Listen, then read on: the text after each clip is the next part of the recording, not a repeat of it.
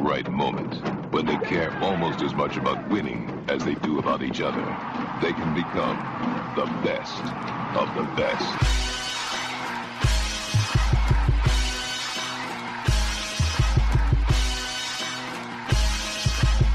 Welcome to the best soccer show, the best soccer show in the whole world. Here we go. It's the best soccer show. Jason Davis in the Caribbean studios live on a Thursday night, all by myself, but that's okay because I've got you. Hi. Welcome into the best soccer show. You know how this goes.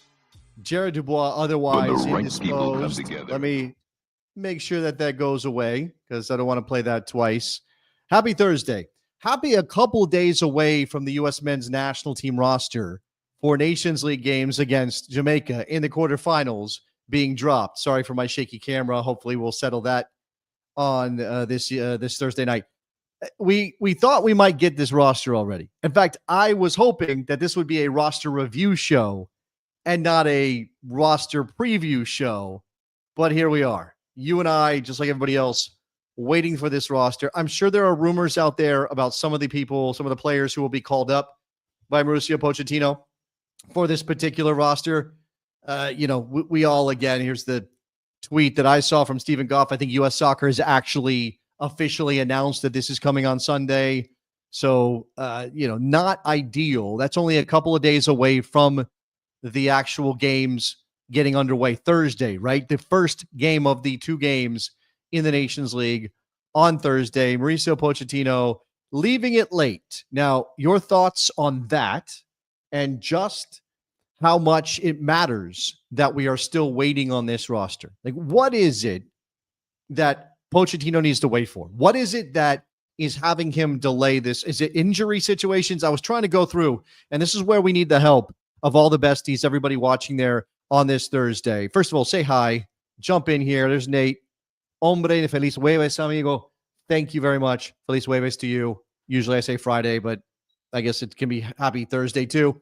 But I was trying to go through the injury list for the U.S. men's national team, and you tell me just how close I am to the full list of injuries for the U.S. men. I've got Balogun missing. I've got Sargent missing. That's a problem. That's absolutely a problem. Shout out to Holden for jumping in here. That's a problem for the striker position under Mauricio Pochettino. I know there's been a lot of debate about that over the last week or so. Who's going to step in for Josh Sargent, who's missing? Now, also worth mentioning, Josh Sargent hasn't scored in years and years and years for the U.S. men's national team. So there is that. I've got Luca de la Torre missing. Was missing the last time for Pochettino's first camp, missing again for this one. Do I need to mention Gio Reyna? Should I even bother? We're all crying over Gio Reyna. He's still not ready. He pulled out of the camp the last time with an injury. We have not yet seen him for Dortmund. Now, we have seen an American for Dortmund. We have seen an American play for Dortmund. Now, it gets complicated because that American is a dual national, and of course, he is not cap tied to the U.S. men's national team. So that's a thing. But no Gio Reyna. I've got Leonard Maloney. Now, I saw a couple of predictions on this roster for Pochettino that mentioned Leonard Maloney, of course, playing over there at Heidenheim in Germany.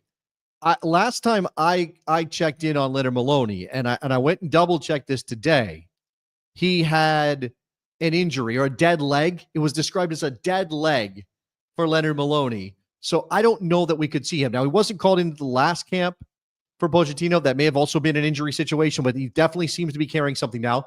Speaking of Germany, what about Kevin Paredes? Kevin Paredes also missing, not available for the U.S. men's national team. And I hate that I'm going to say this, but I do it because I love the man. Like, I legitimately love the guy, as a dude, as somebody we like to see mixing it up on social media, that brilliant smile of his. I have to mention Daryl Dike. I know he hasn't been a featured player for the U.S. men's national team, so why should I mention Daryl Dike? But I feel like one day, shout out to Morgan, one day, my man Daryl Dike is going to put it together and maybe do it for the U.S. men's national team. Now, again, if I'm missing any injuries, if I'm missing anybody who might otherwise be in the mix for this roster. Not a guarantee that if they were healthy, they would be in it. Just a player who is in the U.S. men's national team player pool, like a guy who you could imagine possibly getting for, okay, thanks for the Cole Campbell situation. Filed his one-time switch. I know he's Icelandic too. You never know with the Icelandic guys where they're going to land. I got stories about Iceland and dual nationals. Shout out to Aaron Johansson. Thank you to KY for catching me up on Cole Campbell's situation. Whether or not he is too young, and here's Holden. Cole Campbell hype seems to be super tame. Are we jaded because Pooley and Gio were doing more for Dortmund? Meaning maybe we should be more hyped for Cole Campbell? Like it kind of snuck up on a lot of us. If you're not tuned in, if you're not right in the mix of every eligible player. And is it Henry Chase? I mean, we're talking about dual nationals a lot right now. I do not have Chase in my mix for this roster, and maybe I should. And maybe that's an oversight on my part. We could talk about whether or not we think Chase, a 20-year-old center back, in an era when we don't necessarily have sort of next player up, we feel like we're very strong at center back. Got a couple guys who played pretty well in the Champions League this week, and maybe we'll mix in some of those Champions League performances today as we talk about this U.S. men's national team roster. Yes, Clayton, soccer indeed. Soccer on a Thursday. Soccer a couple days out from major events. That's what we're talking about here.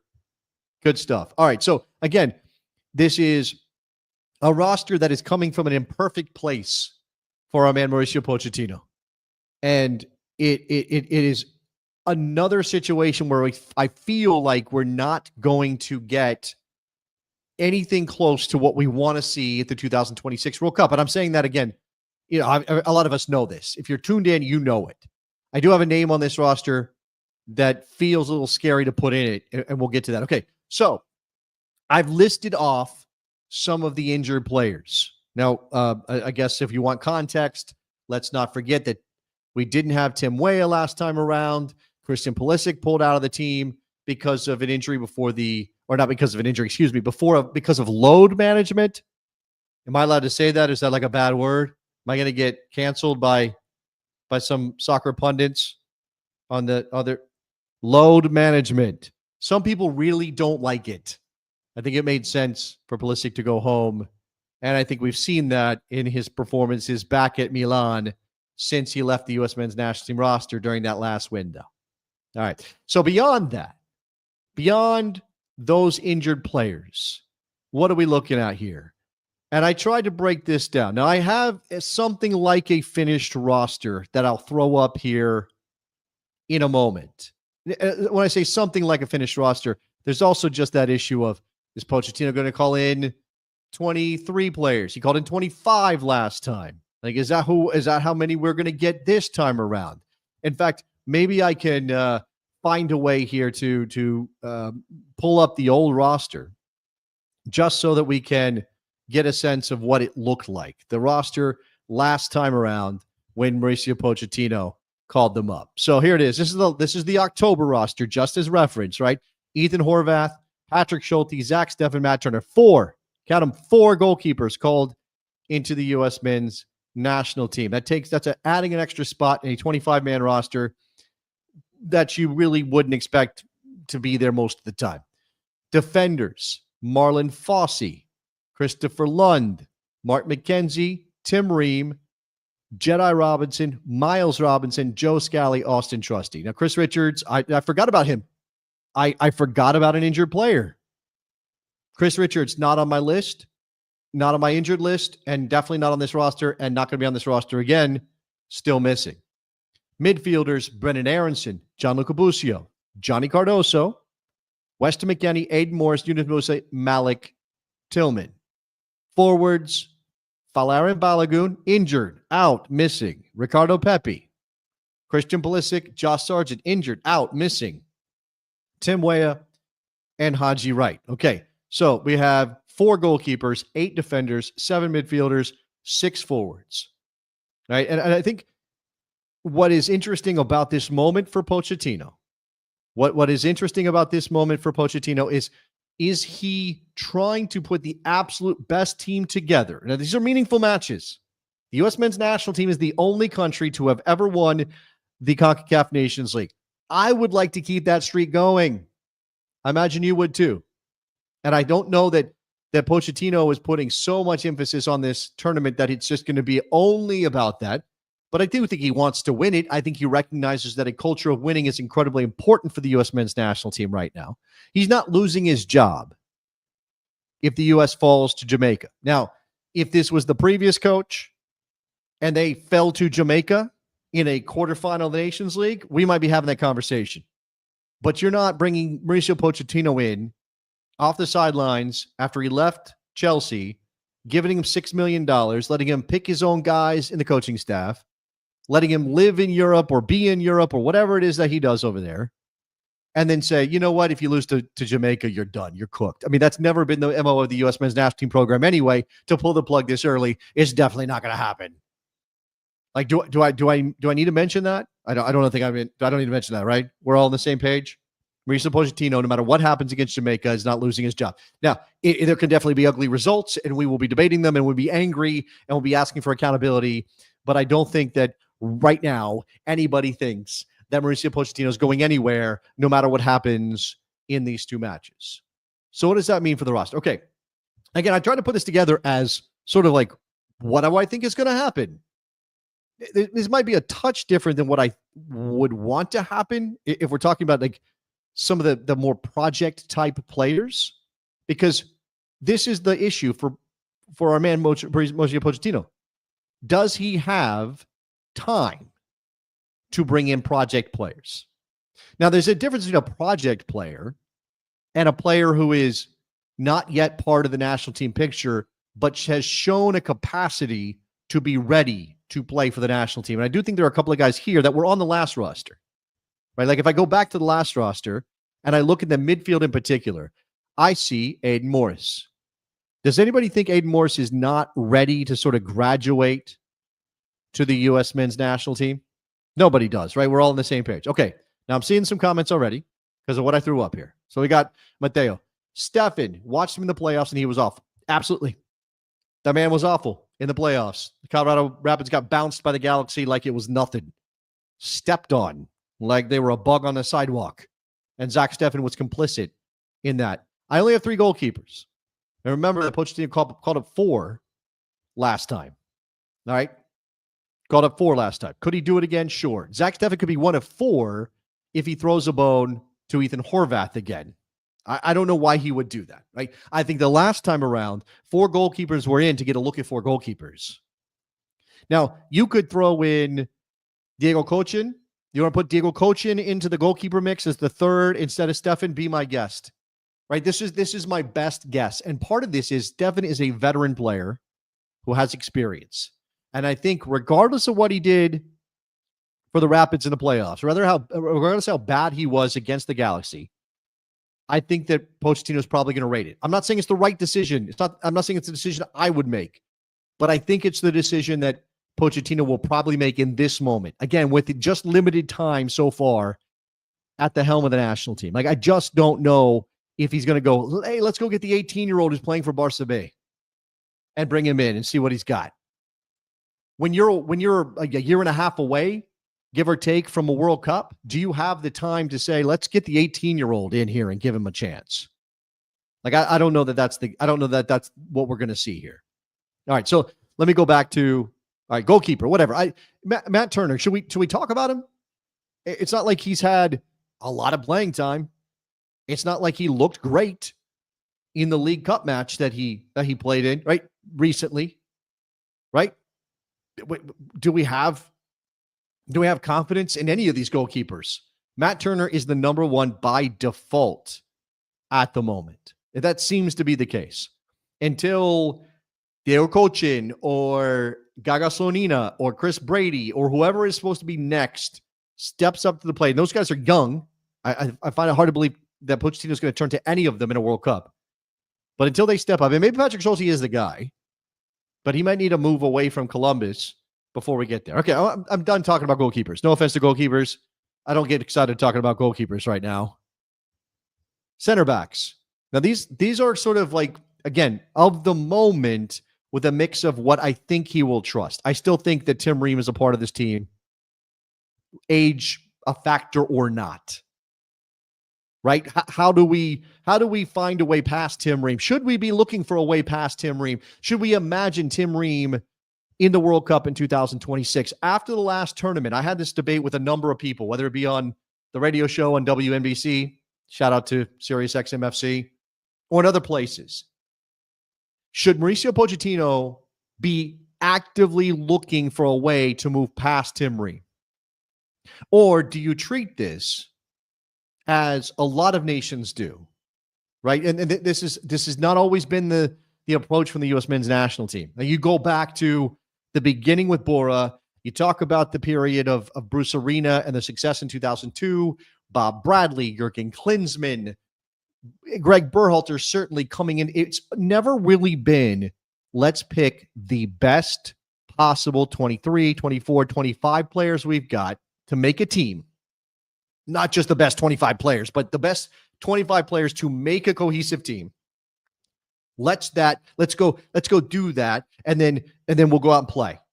That's like la selección, right? That's like the idea that a lot of, especially Central and South American nations have about the national team. That it's not this place to develop players. It's not this place to say, hey, let's get you introduced. Hey, do you have a welcome packet? Have you talked to Sydney and HR? Let's get you set up here. Let's get your cubicle. It's not like that, right? It's if you're ready to play, you're ready to play. Whether you're 18 or 24 or 30, it doesn't matter. And it's really hard for me to look at this group, and I'll come to the rest of the center backs. I see the comments, guys. I do. Keep them coming. It's hard for me to look at this group of center backs and think Tim Ream shouldn't be part of it. Because if you did, look, okay, if Richards was healthy, right, and Cameron Carter-Vickers is out there, he's not on my list. Right? Not on my list. Lidio Garcia. Robinson shouldn't be on the list, or Trusty. All right? Tell me who should be on the list. Okay? Tell me who should be on the list. Because who's better than those guys right now? If Chris Richards was healthy, he'd be in this group. You could argue that Cameron Carter-Vickers belongs here over somebody. I'm not always impressed by Cameron Carter-Vickers. I'm just not. Recent performances of factor. KY saying that Robinson's been awful in the playoffs. I mean, Cincinnati, they got the opportunity here against NYCFC. We'll see what happens coming up in the playoffs. Maybe Miles Robinson doesn't deserve to be in this team. But again, this is about what you have available. It's not just about how that player's playing or whether they deserve it, because it's about who's behind them or who's next or who's also in the pool. Right? Now, okay. So I mentioned Chase. If Chase gets called up, he's 20 years old, right? But he's playing in the the Bundesliga. If Chase gets called up, then you can bump Austin Trusty, Miles Robinson, right? You can also talk about Cameron Carter. I'm sorry. I always forget. Morgan, where's my girl Morgan? Morgan Cameron is. That's how you say that name. That's how we say it here on the Best Soccer Show. Like it could be, and I don't feel great. I don't feel great about any of these. I really don't. I don't feel great that Tim Ream is kind of in the group still, right? Even though Nate's saying he's too slow, needs to move on. How? And put a competitive team on the field in games again in CONCACAF Nations League that matter. I'm going to put air quotes on it for all the podcast listeners later. There's air quotes on this. They matter. I mean, they do, because they're for something. They're for advancement. They're for moving on to the semifinal. But it's not World Cup qualifying, right? It's not, what is it? Okay, this is where we're at. The other leadership option and ability in the air is Zimmerman. Is anybody enthusiastic about Walker Zimmerman coming back into this team right now? Is anybody like, yes, you know what we need? Walker Zimmerman. Man, if only we had Walker Zimmerman, we would be. No, of course not. Right? These are weak. This is a weak group of players. And I'll remind you again, last time around, it was Mark McKenzie, Tim Ream, Miles Robinson, Austin Trusty. That's what I got here. It's a consistency thing. And again, maybe Carter-Vickers bumps somebody. Maybe he brings 5 center backs to give somebody an opportunity. If Chase is available, if that is happening, maybe. Maybe that's a thing. All right, I'm going to move on to fullbacks. Fullbacks maybe slightly easier to figure out. Jedi Robinson in the team, 100%. Maybe behind Pulisic, second best player in the group right now. I mean, not maybe, probably is. I don't think there's any real doubt now that I think about it. Jedi Robinson in this team. Now, I have Christopher Lund as the backup there. I've seen some Tolkien. There are certainly some other options. None of them are moving me. Again, I mentioned Paredes is out. Maybe Paredes would be here, although he's probably more of an attacking player now than a fullback in the national team picture, depending on how Pochettino wants to play on a given night. But I got Lund here. He seems relatively stable back there. Is that a damning indictment of our backup left back? He's kind of okay, that Christopher Lund. At right back, Joe Scally. Joe Scally, the defensive option in replacing Serginho Dest. And by the way, Serginho Dest splitting opinion. Still, even though he's been hurt for a while, splitting opinion. Would you love Serginho Dest back, or are you kind of one of those people who runs pretty cold on Serginho Dest? And then Marlon Fossey. Marlon Fossey, we've seen a tiny little bit. Just a tiny little bit. Now here's the wrinkle. I don't think this is going to happen, guys. I don't think this is going to happen. And okay, let me remind you what was in the last roster, just because it does inform this. Fossey, Lund, Robinson, Scally. Oh, it's the same group. Oh man, look at that. Did I just crib it over? Not exactly. I mean, it is that, but it's also considering the moment. Let's not forget that it was not necessarily a fullback in a four-man back line kind of situation, but Yunus Musa did a job defensively at a similar position in the Champions League against Real Madrid.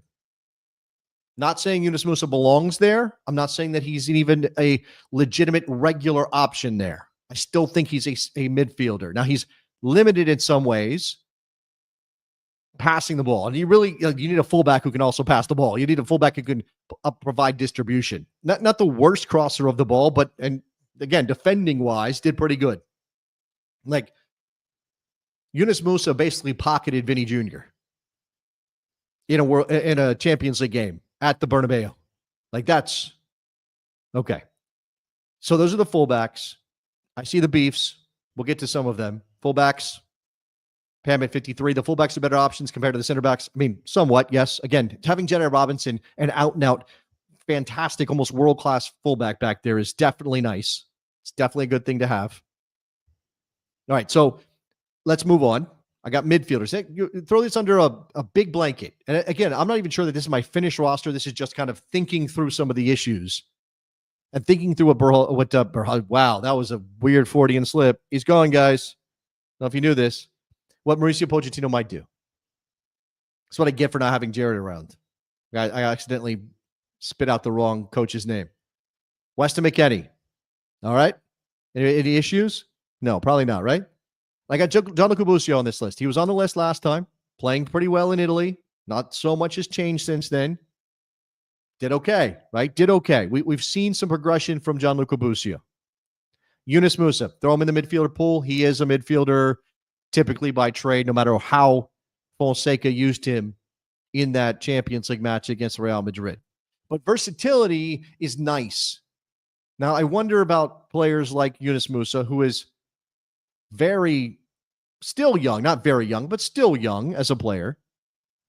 You wonder if he needs to have a solidified position. Because remember, even at Valencia, he's playing wing, he's playing midfield, he's doing a couple different things. He's not locked in. He goes to Milan, and now Fonseca is using him like a Swiss Army knife, which is nice. It speaks to Yunus Musa's qualities.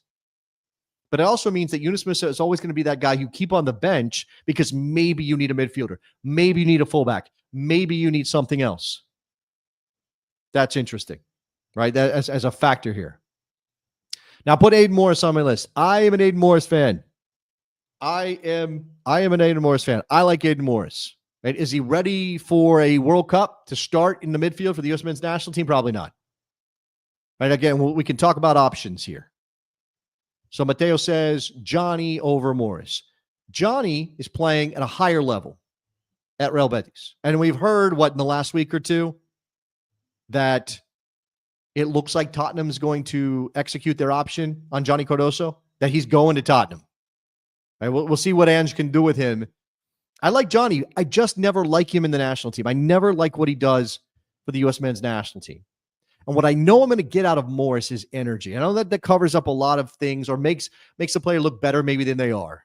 Right? We've seen Brendan Aronson kind of flatter himself with energy and effort, or make some coaches and some pundits think he's better than he's been. Or it's the thing that you can always sort of justify. Throw Brendan Aronson on the field. He'll give you energy. That's something. There may be some of that with Aiden Morris too. But I think Aiden Morris is a better passer most of the time out of midfield than Johnny Cardoso, based on what I've seen. Somebody wanted to pull up the stats. I mean, Johnny Cardoso, a better defensive player, perhaps. If you mano-a-mano right next to each other, maybe a slightly better defensive player. Aiden Morris maybe is pretty decent defensively. But again, playing at a lower level. Player at a lower level. Okay. So what do I got here? KY. I'd take Tessman over Morris. Tanner Tessman deserves a shot. Scratch off Aiden Morris and put Tanner Tessman. Could be a thing. Reminder that last time around, Pochettino brought in Morris. Now, I think Tessman maybe was carrying an injury. Somebody remind me how that went down. But no Tanner Tessman in the last group. Oh, he came in. Didn't he step in? He came in and replaced. That's right. He came in and replaced as a replacement for Johnny, I think, in that situation, right? Now, what if it was Johnny for Tessman? Like, what if it was Johnny instead of Tessman? Or Tessman instead of Johnny? Except, again, here's what I'm thinking. Johnny Cardoso, playing at a high level, has proven it at Real Betis, has been eyeballed by a Premier League team that typically fights for European spots, and yet can't seem to make it work at the U.S. men's national team level. And we've been through this before. We've had players that are very good with their club or better with their club than they are with the national team. It's like, where is that? In fact, I'll get to one right here. Malik Tillman. Malik Tillman, the hero of the day for PSV Eindhoven against Girona in the Champions League. Everybody, raise your hand if you saw Malik Tillman throw for a touchdown and run for a touchdown, if I can use some American football terms, and also set up another one and also have another chance and also look really good for PSV Eindhoven in the Champions League. Where is that Malik Tillman when he lines up for the U.S. men's national team? Where is he? All right, so Lidio Garcia, Tanner over Busio, Johnny over Morris. Tillman just doesn't perform to higher opponents for club and country. And that seems to be the thing. And yet I don't want to give up on Malik Tillman. I feel like we can't give up on Malik Tillman because we just don't have enough. Now, if Gio Reyna was healthy, maybe. And I know we're going to get to a name that I don't have on this list that several people have already mentioned, kind of plays in this area, kind of does these things. Also, probably worth mentioning that Christian Pulisic has been roaming all over the field for AC Milan, and maybe Pochettino gets in his mind that he can use Pulisic a la Fonseca, and then what does that look like? That kind of thing. All right, so Tillman, yes, no. Tillman has been a bust, says Pam at 53. Yes, add Tillman to the Poach homework. We seem to be split opinion on this. We seem to be all over the map on this. All right. Let me move on because I have a question mark next to this next player's name. And I'm also missing a name that some people want to see. But Tyler Adams. Now, Tyler Adams has played a whole 20 minutes of soccer since he came back from the injury. It's 20 minutes of soccer this season. He's played 20 minutes of soccer for Bournemouth in mop-up duty, in late defensive work duty against City in that win for Bournemouth. A big win for Bournemouth. A fine performance in limited minutes for Tyler Adams. And I get excited. Am I abnormal for getting excited? When Tyler Adams is Tyler Adams, he helps make us better. I can make the argument he doesn't always need to start because of his limitations going forward. But I can always tell you that it's better to have Tyler Adams fully fit in your team than to not have him. And Antonio saying, can we let Adams fully recover for once? And then some comments about Johnny being better than Aiden Morris. Let Tessman grow into the team. Johnny has had like 4 games. That's not true. How many caps has Johnny had? Somebody go check on that. I got Johnny. Okay, Johnny Cardoso, 17 caps going into the last camp. 17 caps for Johnny Cardoso. That's not enough to get a sense of the man? Okay. I think it probably is. My better sense is to leave Tyler Adams at Bournemouth and let him completely recover. Like that's my better sense. At the same time, I think that this is a moment when Pochettino needs to get a look at everybody he can look at. And if he doesn't start now, he has to wait until next year, until 2025, before he gets a look at Tyler Adams. And maybe this is not Tyler Adams is going to play against Jamaica. Maybe this is Tyler Adams is going to train with the national team. And of course, Tyler's going to want to play. It's what Tyler does. He doesn't like coming off. He doesn't like limited minutes. We saw him in various appearances under Berhalter, fight Berhalter, despite the fact there was an agreed upon decision about how much time he was going to play, which I love, but I would have the fighting spirit of Tyler Adams. So this is the question. Is he fully fit? Now, I already said these games, quote unquote, matter. Meaning, if you don't beat Jamaica over 2 legs, you don't advance to the semifinal of the Nations League. You don't have a chance to defend your Nations League title. Defending Nations League winners, only Nations League winners in CONCACAF. It matters on some level, right? It to say it doesn't matter. Antonio saying Adams is if healthy goes to the World Cup and is a starter, so why call him in? The game doesn't matter. It's not. That's the problem. Okay, so you have 2 issues. One, the game kind of matters, even if it doesn't really quite matter. But you don't have any World Cup qualifiers coming up ahead of 2026. You are limited in the number of windows that Pochettino is going to have to work with his team before you go to the World Cup in 2026. You don't want to risk Tyler Adams' health. And if anything about flying over the Atlantic is going to be a problem for Tyler Adams, you leave him in England. You leave him there, you let him eat the beans on toast and get healthy. But I think if it's a question of, could he make the trip? Will he be okay? Could he train with us? Could we get a look? I think you have to do it. I think you do have to do it. Because there aren't a lot of players who are even close to Adams at his best in this pool. There just aren't. Okay. So, wingers, Pulisic. We don't need to talk about that. Weah, we don't need to talk about that. Aronson, I'm not ever completely sold on Brendan Aronson.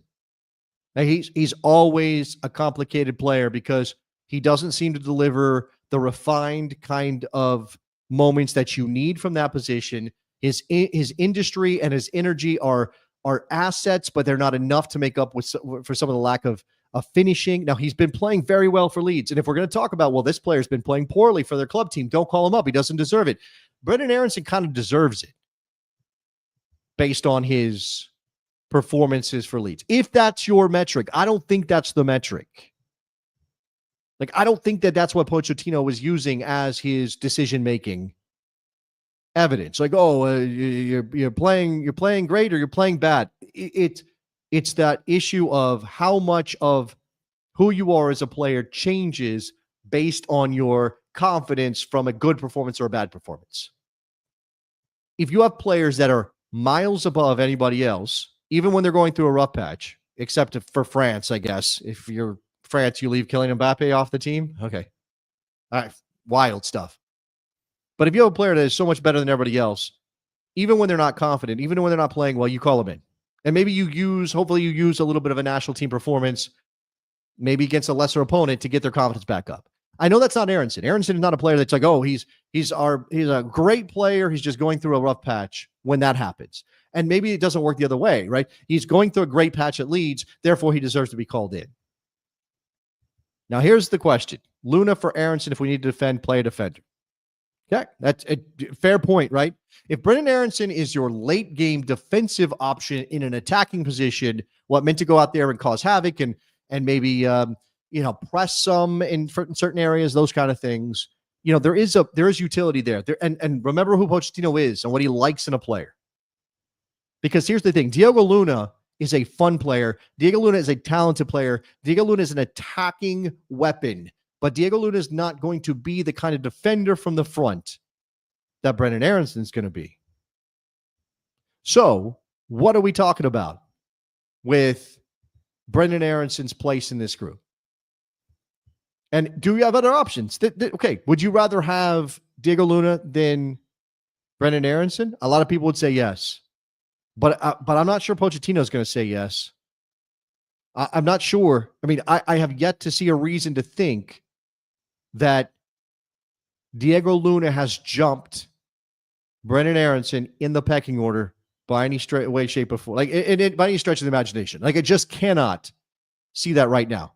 He could surprise us. And and again, if I'm talking about he needs to shake the bushes and see what he's got and get as many people in that are sort of already at the level as he can, then maybe calling in Luna makes sense. And maybe you make an extra spot in the roster, or maybe you leave a goalkeeper home, or maybe you don't call in, I don't know, an Aiden Morris.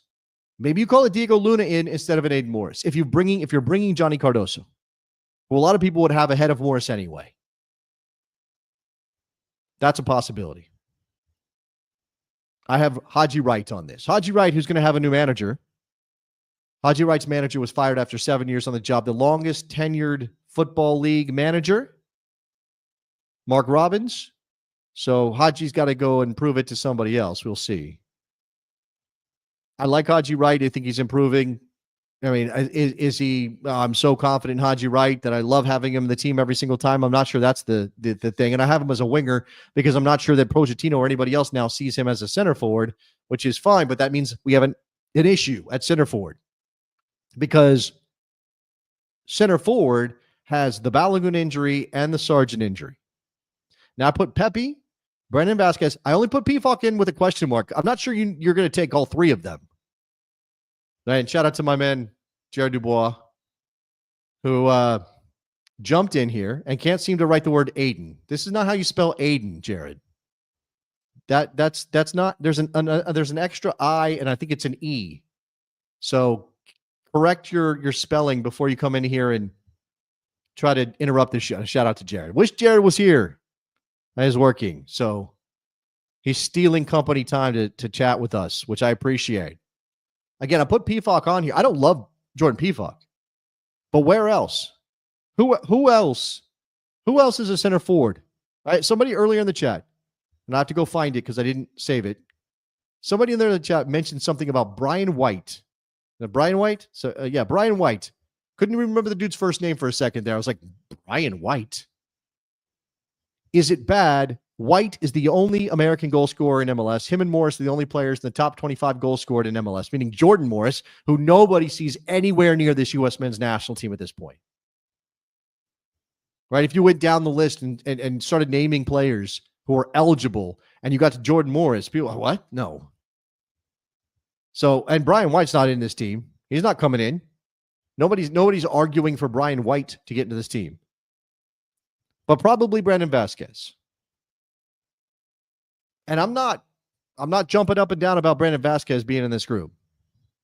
I don't mind him as a player, but I do think this is a level beyond him. If we're talking about winning games at a World Cup. I'm not maybe this is beating Jamaica level. Maybe Vasquez is a Jamaica. I mean, look, over the years, Eddie Johnson has helped us win games like this. Connor Casey has helped us win games like this. How deep can we go on the history? Like how deep can we go down the list of guys that were like, that guy? Remember when that guy was in the national team picture?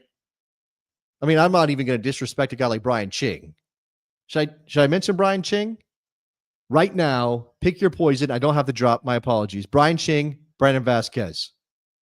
Emmanuel Sabi. Okay, mention for an Emmanuel Sabi. Brian Ching, Brandon Vasquez. For anybody who remembers Brian Ching's career. Yes, no? I'd take EJ over Vasquez or Pefok. That's from Jackie. EJ at his best? I absolutely would do that too. I would absolutely do that too. All right, Eric saying, Why not for Morris? Hasn't gotten a look since he started playing centrally for the Sounders. I think there are certain players. I mean, Jordan Morris had, 25 goals in MLS.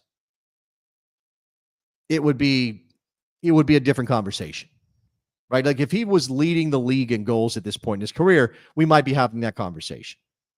Obviously, if Jordan Morris had stuck it out, or it had worked for him without the injury in England, and he had maybe moved up the ranks a bit, maybe even playing for a lower level Premier League team or a top level championship side, it might be a different question at this point in his career. But Jordan Morris, the window closed on him for a while. And then when it opened up injury-wise, fitness-wise, form-wise, the team had moved on. And it's just not his time now. It's just not his time.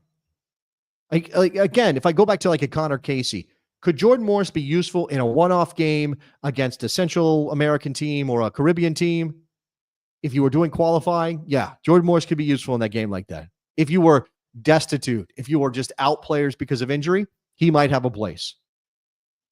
But the way that this is looking right now, I mean, even as I look for options, because Pepe is missing, or Pepe is and Vasquez are healthy, the only two real healthy options, decently informed, playing at a decent level. And again, mentioning Jordan Pefok just because he's a healthy body, when you don't have Balogun, when you don't have Sargent, even now it's like, oh, Jordan Morris? I don't know about all that. And I will say that there certainly seems to be a bit of an issue. I mean, we've got some American center forwards who have gone abroad, whether it be Mexico for Vasquez, obviously right now, the Netherlands for Pepe. We've seen a little bit of that, but the American forward, the American central forward in Major League Soccer is dead for the most part. Brian White, right? The only one that's worth mentioning. Can anybody think of somebody else who's starting as a central forward for an MLS team, an American? Jordan Morris. Okay, sorry. Obviously. Jordan Morris, Brian White. It's a Pacific Northwest thing. And only that. Like only that. I don't know. Duncan McGuire doesn't start usually. But I guess he's worth mentioning. Shout out to Jackie, because Duncan McGuire is an American and he has played central forward for an MLS team and done a decent job of it. Of course, they went out and signed his replacement, Luis Muriel, and they tried to ship him out. And, well, they looked for a deal and it didn't work out. Jesus Ferreira. Yeah, Jesus. We've all closed the door on Jesus Ferreira, haven't we? Anybody still have that door open if Jesus was healthy? Went to a World Cup and now he's basically dead to the national team picture. And I'm saying that's wrong. I mean, this is the way it works, right? This is the selection. All right, so I'm sure there is quite a bit of debate, disagreement with me, and we still have a couple days before we find out. Jeremy Obobisi, man, that's a name I have not thought about in a long time. Awful this year. Well, his team was awful this year. They just hired Bruce Arena. Yeah. So there you go. And this really is. Thank you to Pam at 53 again. This is the reason that what I was talking about, that phenomenon of Americans not starting at center forward in Major League Soccer, is a thing because MLS teams spend DP money on forwards. So they're mostly blocking the way for any number 9 coming through. All right. I don't want to be a downer, Mateo, getting depressed listening to our options. I don't want to be a downer. Let's believe that Mauricio Pochettino has a bit of magic in him, whether it be the lemons, whether it be his tactical brilliance, whether it be his ability to utilize players in ways they're not typically utilized or have been in the past with the U.S. men's national team, that Mauricio Pochettino is going to start squeezing better performances out of this group of players. Now, it remains true that you're only going to go so far as your talent carries you. Nobody wins a World Cup on the back of decent players but incredible coaching. You kind of have to have several incredible players and a supporting cast of really good ones, and then also a pretty good coach. That's kind of where we're at right now with the U.S. men's national team. We know that our talent at the moment, and over the next year and a half, it's going to be tough to see anybody coming through that's going to change that dynamic as I knock stuff over here. It's tough to see where those players are coming from. There are some talent out there, right? Again, a couple of dual nationals. that maybe are possible gets for the U.S. men's national team. And whether that changes our level of hope, our sort of justifiable level of hope around this team, I don't know. Should be able to beat Jamaica, though. Right? And Pochettino's not going anywhere. He's not getting fired. But we should be able to beat Jamaica. Anybody got real doubts about beating Jamaica? I mean, under Berhalter, I think if this group was called in or something like what I just showed you was called in under Berhalter, we'd have some real doubts. Like, we would be talking about this. All right, Steve is saying, how far away is Puig from citizenship? I think it's very far away. But this brings up an interesting question that I want to address here, because somebody messaged me on one of the social media apps and said, what's the deal with Lucho Acosta?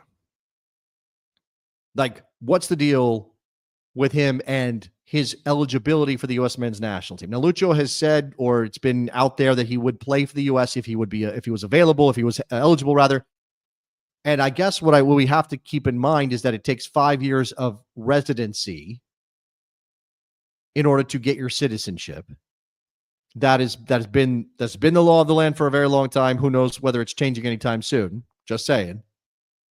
Lucho Acosta went to Mexico after the DC United experience, signed with FC Cincinnati, and I would imagine that time it takes to get to a point of being able to be naturalized. And okay, so this is the question. Acosta's only played well in MLS. Are we sure he's even international level? No, we're not. We're not at all sure, because we don't know. We don't have a book on it. We have nothing to go on. We don't know. It looks like he may have the 5 years. Again, that's still a process, right? You hit the 5-year threshold. It's not like they give you citizenship that day. Oh, you've been here for 5 years? Oh, here's your citizenship. Here's all your documents. You're good to go. You're eligible for the national team. I know that's a process. I don't know where it's at, right? That's for the lawyers. I'm sure somebody has some reporting on it somewhere, or maybe will. Shout out to our Cincinnati friends. Right? But the thing about this, again, Acosta's only played well in MLS. Are we sure he's international level? We are not sure about that. He is an incredibly technical player. Whether he can do it in an international context, particularly against higher level nations, I'm a little bit unsure. I'm a little kind of nervous about it. I will say, to his credit, at one point, PSG was kicking the tires on Lucho Acosta. Now, I think that had a lot to do with like just some injuries and some weird player availability things for PSG at the time. But it's not like they would have signed him if he sucks, right? It was not like they were going to sign him. Now, again, he's aging. To KY's point, he's aging. He's whatever. Didn't have a great time in Mexico. Didn't go well for him there, which is why he came back to Major League Soccer. I like to give players the benefit of the doubt sometimes on this stuff. Like, there's an adjustment period. There's a cultural thing. Who knows why it didn't work in Mexico? Maybe Costa wasn't good enough for Mexico. Maybe he wasn't. I find that hard to believe that you could be an MVP level player in Major League Soccer and just absolutely stink in Mexico because it's so much higher level. No, that's not what I see. But there is something to be said for the speed of the Mexican game, the way it's defended, the way that the ball moves, and maybe that's not something that Acosta could handle very well. And here in this U.S. men's national team situation, would it work at international level? Because the ball tends to move quickly. Defending is pretty intense. Lots of things. Yeah. So again, who knows, right? Part of this is, what options do we have? And I don't think you call Lucho Acosta if Malik Tillman is getting it done for the national team, if Gio Reyna is completely healthy. I don't think you call Lucho Acosta. But if Lucho Acosta was available with the situation as it currently sits, I think probably Pochettino would call him and give him a look, give him a shout.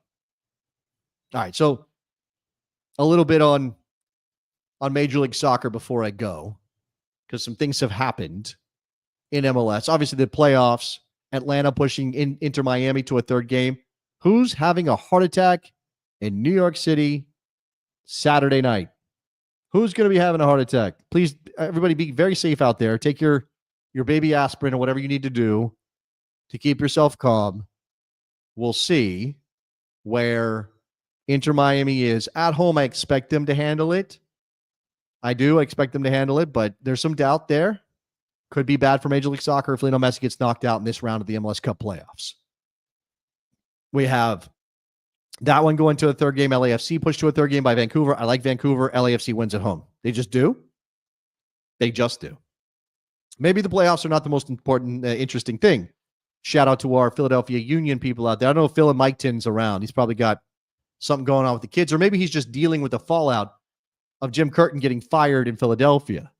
I did not have it on my prediction list for Major League Soccer on a Thursday, the first week of November, that Jim Curtin would get fired by Philadelphia. This indicates to me that Philly's going to go full reboot on their player roster, that a lot of the guys that Jim Curtin took to an MLS Cup final and all those things he did with that team, that they will be saying goodbye. I don't know if that's Daniel Gazdag exactly, but there will be a roster turnover. It's very possible they lean heavily into the developmental side of things. Let's see what Ernst Tanner does with this just job, because he did not pick Jim Curtin. Jim Curtin was there before Ernst Tanner arrived. He was an Ernie Stewart guy, obviously taking over for John Hackworth after John Hackworth took over for Peter Novak. And if you're a Philly fan, you remember the Peter Novak years, and those are some intense years. Those are some, wild years. I would pay very close attention to our friend Jonathan Tannenwald, the goalkeeper on social media, JTT, because he'll have some of this. I would love to see Jim Curtin take a chance somewhere in Europe. I don't think there are a lot of doors open for him. He's American. It's just a thing, right? Until an American proves they can coach at a high level, then we're just going to have to wait for somebody to work their way through the ranks. Jesse Marsh tried to do it, topped out at Leeds. Didn't work out. Now he's coaching Canada. Good for him.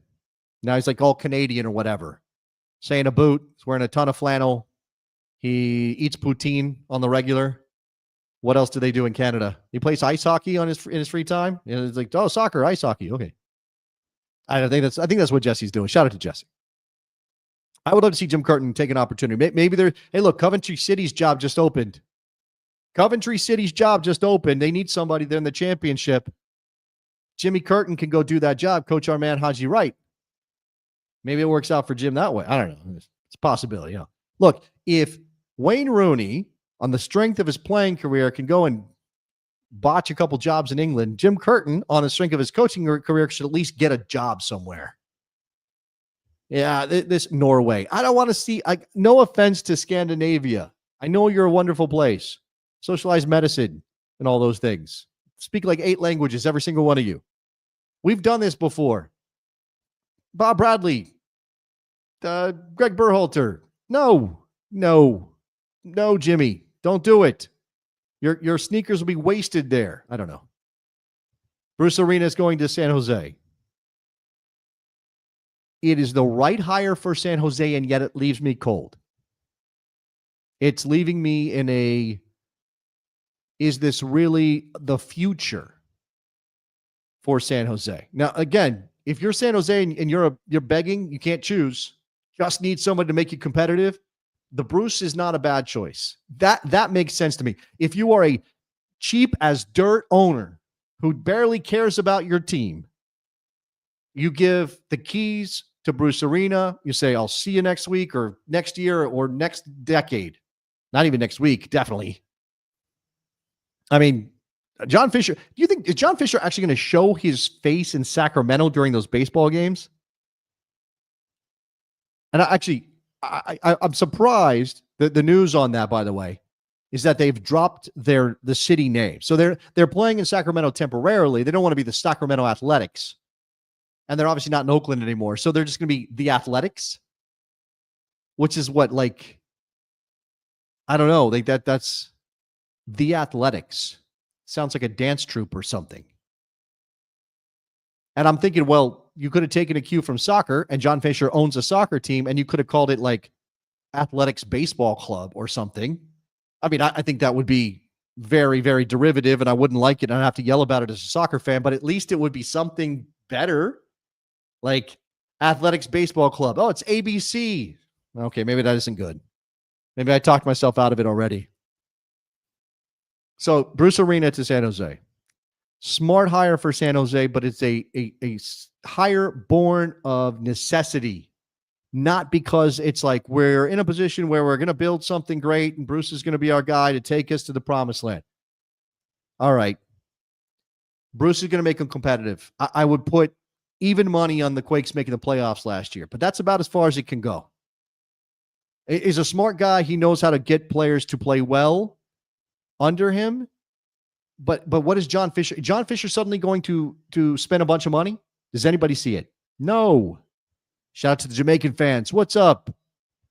Jamaican fans in the chat. Another bit of news. Houston has cut ties with Hector Herrera because of the spitting incident. Yeah, probably because of the spitting incident. Saw Pat Onstad had some comments today. Said it wasn't not a part of it, but also some other things maybe. And then he went on to talk about how Herrera was so good last year in 2023. And Pat Onstad, a guy who played on championship teams in Houston. I mentioned Brian Ching already on the show once. I'll mention him again. You could throw in Brad Davis. You could throw in Rico Clark. You could throw in Bobby Boswell. You could throw in Pat Onstad himself. And I'm probably missing 3 or 4 other Houston Dynamo players from back in the day who deserve recognition. And don't get me started on, were they as good as the team? MLS was different. Yeah, okay, whatever. Again, nobody's saying that those players are as good as some of the players now, necessarily. But Pat Onstad said that Ache had the best season of any Dynamo player in history in 2023. That's what he said. And it made me, an old MLS guy, think, is that true? Really? He had the best season of any Dynamo player in history, a team that won championships in this league under Dom Kinnear? Really? All right, we're going to have to check out on that. We'll do some research. As a Besties community, we'll figure it out. All right, I'm running out of time. It is late. It is actually later for me than here in Puerto Rico than it is for any of you. So I will say my good nights. Please like and subscribe the video, the channel. Subscribe to the channel. We're at 2.1, 2.2 thousand subscribers. Please go and subscribe. Get those numbers up. That'd be great. Like, please, please, please support us. I also mention that we have a Patreon at patreon.com/thebestsoccershow. You can join that, be part of the Besties community. In this moment right now, in this particular week, the Besties community has been a savior for me. I won't go into why. Some of you might not agree with me on certain topics, so I'm not going to get into that. But I will say that a certain group of people over in the Besties community have been really good for my mental well-being this week. So if you just need a community, like soccer or otherwise, maybe that's a place to be. Patreon.com/thebestsoccershow. Just a couple bucks will get you access to the Slack where the community lives, extra bonus content, past bonus content, all kinds of stuff that we do. When Jared returns, you'll get a quick notification that he's back. As soon as he comes back, as soon as he says, I'm ready to go, everybody's getting a notification. It's going to happen. There is that. What else should I be telling you about? Morning kick around. You guys heard about morning kick around? Does anybody know about morning kick around? All right, morning kick around is the thing I'm doing Monday, Wednesday, Friday, 9:30 a.m. Eastern live with me and Robert Kerr. We talk about the big stories of the day, international and American soccer. Definitely has some American soccer focus. We do the live show, but every segment of the show, every little bit that we do gets cut up and shared as a video on YouTube. So if you want to, say, watch us have a conversation with Dion DeJaneiro about Detroit City FC, please go over to Morning Kick-Around's channel, like, subscribe there, watch the videos, leave a comment, do all of that stuff. Definitely help that show out. We're still in the early stages of it. I'm also working on a new project, and while I do not yet have the banners and all the information to share with you, some of you may remember a couple weeks back that I had Jose Tellez on the show as my guest host when Jared was working late. And Jose was great. I think everybody liked Jose and his takes, and we had a good time. We chopped it up on American soccer. Jose's got a brand new soccer video platform that he is working on growing. It's called Goals.tv. Goals is GOLZ. So if you want to check that out, they're still working on some of the tech for that. And there's the how you spell it, GOLZ.tv. It's going to be a place where you can find stuff like the Best Soccer Show, like Morning Kick Around.